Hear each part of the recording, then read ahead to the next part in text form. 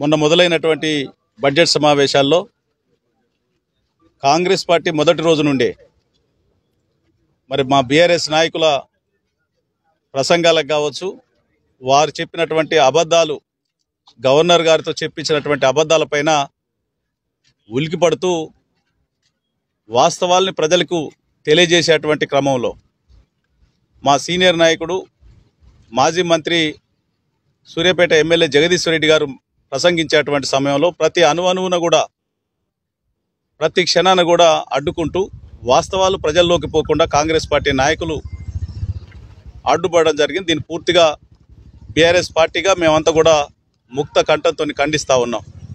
మీ నిరంకుశ పాలనకు, మీ తాటాకు చప్పుళ్లకు మా నాయకత్వం భయపడదని చెప్పేసి ప్రజల పక్షాన అటు శాసనసభలో, చట్టసభలో, శాసనసభ సాక్షిగా, అదేవిధంగా ప్రజాక్షేత్రంలో తప్పకుండా ఎండగడతాం. మిమ్మల్ని ప్రజాక్షేత్రంలో దోషిగా నిలబెట్టేంత వరకు వదిలిపెట్టేటువంటి ప్రసక్తే లేదు అని చెప్పేసి మరి హెచ్చరిస్తూ ఉన్నాం.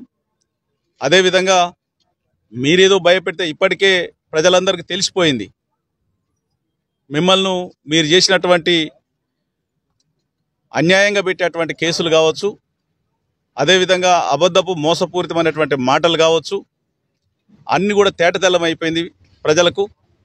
మరి ఇటువంటి క్రమంలో ఇంకా ఏదో మభ్య పెట్టాలి అని చెప్పేసి చూస్తే ప్రజలు మళ్ళీ మోసపోవటానికి సిద్ధంగా లేరు.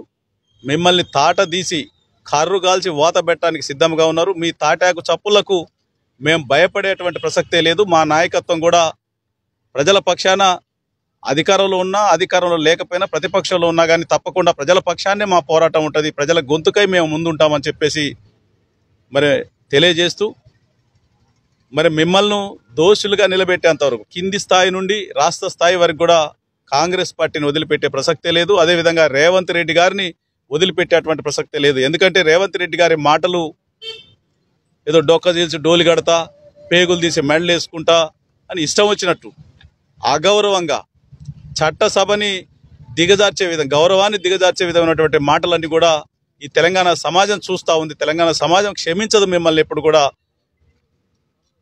మరి క్షమించేటువంటి పరిస్థితి లేదు. మీకు తప్పకుండా భవిష్యత్ కాలంలో మీకు బుద్ధి చెప్పేటువంటి రోజులు దగ్గరలోనే ఉన్నాయని చెప్పేసి తెలియజేసుకుంటూ, ఇప్పటికైనా కానీ మీరు మారండి.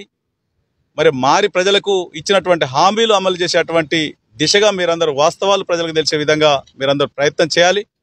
ఇప్పటికే హామీలు అమలు చేయలేము, 6 గ్యారెంటీలు అమలు చేయలేమని చెప్పి చేతులు ఎత్తినటువంటి ముఖ్యమంత్రి గారు మరి మళ్ళీ చట్టసభలో కూడా ఏదో అబద్ధాలు చెప్పాలి అని చెప్పేసి ప్రయత్నం చేస్తే మరి దాన్ని తిప్పికొట్టడానికి మా నాయకత్వం సిద్ధంగా ఉంది. మీకు దమ్ముంటే వాస్తవాలు ప్రజల ముందుకు తీసుకురండి, మాకు అవకాశం ఇవ్వండి. చట్టసభలో మరి మీరేందో మేమేందో చెప్పడానికి మేమంతా కూడా సిద్ధంగా ఉన్నాం, మా నాయకులు సిద్ధంగా ఉన్నారని చెప్పేసి తెలియజేస్తూ సెలవు తీసుకుంటా ఉన్నాం. జై హింద్, జై తెలంగాణ.